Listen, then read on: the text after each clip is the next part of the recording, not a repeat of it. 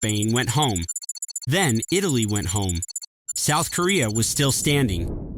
And nobody could quite explain how. France, Argentina, England, Portugal, all eliminated before Korea were. Only Germany, Brazil, and Turkey finished ahead of them.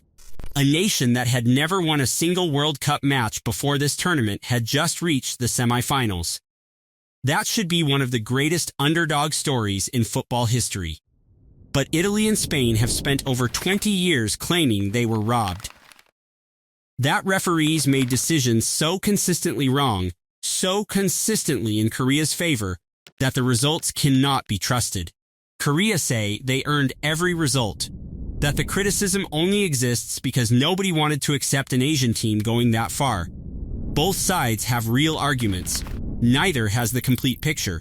This is what actually happened.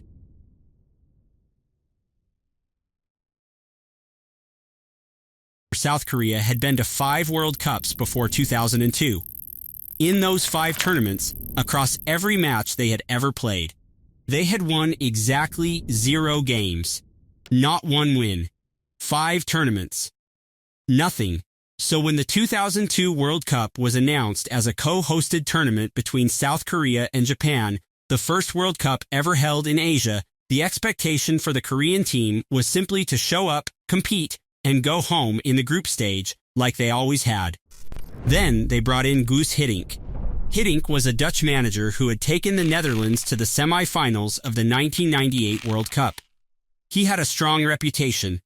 He was also walking into a football culture that was very different from what he was used to. The main problem he identified was not technical. The Korean players were good enough. The problem was physical. By the 3rd match of any tournament, they were running on empty. They had the quality, but not the engine to sustain it. So he spent 2 years building fitness, relentless, focused, systematic fitness work. By the time 2002 started, South Korea were one of the best conditioned teams in the tournament. They could press hard and keep pressing. They could run in the 85th minute the same way they ran in the 5th.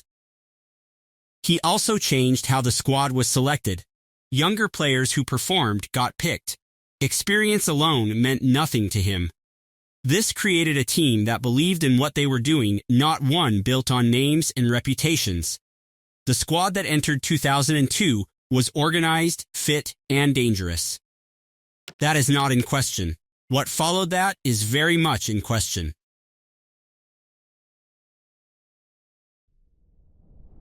Korea opened against Poland. 1-2-0. Clean result. Park Ji-sung, 21 years old, scored the opener. No controversy, no complaints, just a well-organized Korean team beating a poor Polish side. Next, the United States. A 1-1 draw. Competitive match, nothing unusual. Then, Portugal, one of the tournament favorites. Figo, Rui Costa. A strong generation of Portuguese players at their best. Korea won 1-0. A Portuguese player was sent off early with a red card that was harsh but not impossible to justify. Korea defended well and scored once. Portugal were angry. But looking at the group stage overall, Korea had earned their place at the top of the group. They had never won a World Cup game before this tournament. Now they had 2 wins and a draw. The knockout stage began. And this is where everything gets harder to explain cleanly.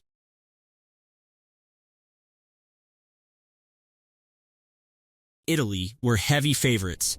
Vieri, Totti, Maldini, Buffon, one of the strongest squads in the tournament. Vieri scored early. Italy looked in control. Korea equalized in the 88th minute and forced extra time. In extra time, Totti was shown a second yellow card for going down in the box. Italy said it was not a dive. The footage shows contact was made, but whether it was enough to fall is genuinely unclear. Totti was sent off regardless. Then, a Tomasi goal was ruled offside. Replays suggested he was onside. Korea scored the winning golden goal through An Myung-hwan. Italy filed formal complaints with FIFA. The referee that day was Byron Moreno from Ecuador, who was later arrested in 2010 for drug smuggling. Italians have pointed to that fact ever since. The implication is clear. Even though no direct connection to 2002, was ever legally established. FIFA investigated, found no evidence of corruption. The result stood. An Yong-hwan played his club football in Italy at the time, for Perugia. The club's owner canceled his contract immediately after the match, publicly stating he would not allow someone who eliminated Italy to wear his shirt. An took him to court and won.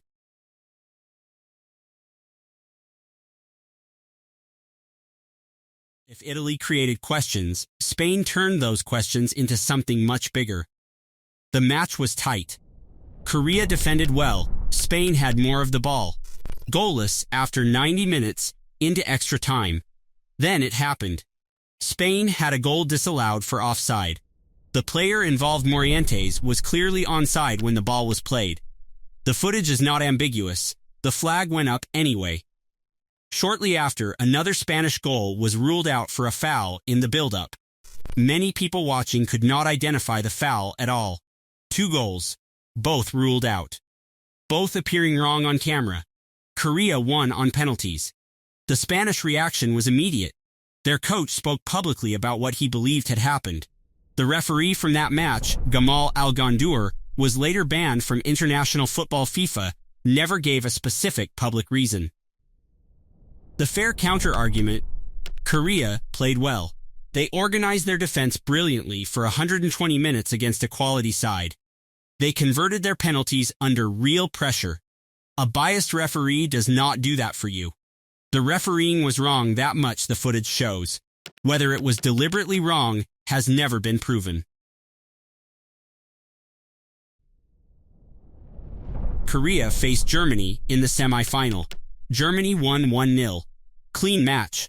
No disallowed goals. No red card arguments. No controversy at all. Germany were the better team, and they won without any of the noise that surrounded the previous rounds. This matters more than people give it credit for. If Korea were simply being pushed through by corrupt officials, the semi-final was the moment to continue it. It didn't happen. Korea lost fairly and without complaint. They then beat Turkey 3-2 in the third-place match. Another clean result. So the full picture shows a team that was genuinely good, real fitness, real tactical discipline, real home support, that created an atmosphere few visiting teams had ever dealt with. And a team that also benefited from refereeing in 2 matches that went wrong at the worst possible moments for their opponents. Both things are true. That's the uncomfortable reality of 2002. South Korea finished 4th. No Asian team has come close since. Hiddink was given honorary South Korean citizenship. Streets were named after him. The players from that squad are still celebrated today. The tournament changed Korean football permanently: investment, youth development, ambition. Park Ji-sung went on to play for Manchester United. The door that 2002 opened stayed open. In Italy and Spain, the bitterness never left. It resurfaces every few years. The feeling there is not that Korea were lucky, it's that they were helped. FIFA never confirmed that. The official record shows 4th place. Clean, what 2002 actually was: a team good enough to go deep in a World Cup. In a tournament where the refereeing around them in the 2 hardest matches made it easier than it should have been. The team was real. The problems were also real. And because nobody can agree on how much each one mattered, the argument never ends.